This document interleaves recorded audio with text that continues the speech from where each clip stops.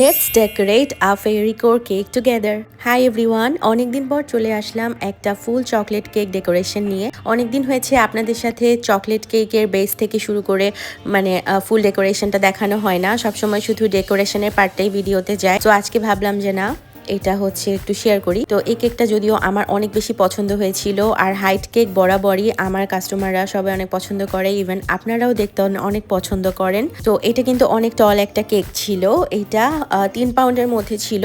So আমার ক্লায়েন্টের main যে ফোকাসটা ছিল যে কেকটা যেন হাইট হয়। সো এর জন্য 3 পাউন্ডের কেকটাকে আমি 7 ইঞ্চ দুইটা ফ্ল্যাট মোল্ডে বেক করেছিলাম। এবং এখানে দেখছেন যে আমি এখানে chocolate cream and chocolate ganache দিয়ে কেকটাকে কোট করেছিলাম। তো কোট করার পরে এরপরে কিছুক্ষণ ফ্রিজে রাখার পর আমি এটাকে এখন পিঙ্ক একটা কিউট কালার দিয়ে ডেকোরেশন করব। তো এই যে দেখতে পাচ্ছেন যে এটা আমি কমপ্লিট করছি। আর আমি হচ্ছে এইভাবেই সবসময় কেকের গায়ে ক্রিমটা দিই একটা পাইপিং ব্যাগ দিয়ে, তাহলে সব জায়গায় হচ্ছে ক্রিমটা সমানভাবে হয় আর কি, এবং কাজটা আমার জন্য করতে ইজি হয়। আর ফিনিশিং আসলে যার যার ব্যাপার, যে যেভাবে করতে ইউজ তো এখানে আমি আরেকটা কেক ছিল, এটাও ডেকোরেশন করে ফেলেছি।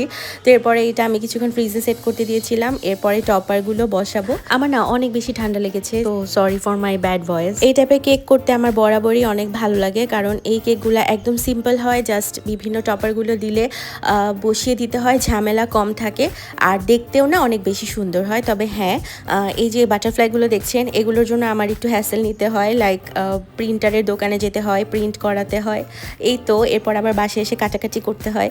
তো যাই হোক, this is the part of my job as well.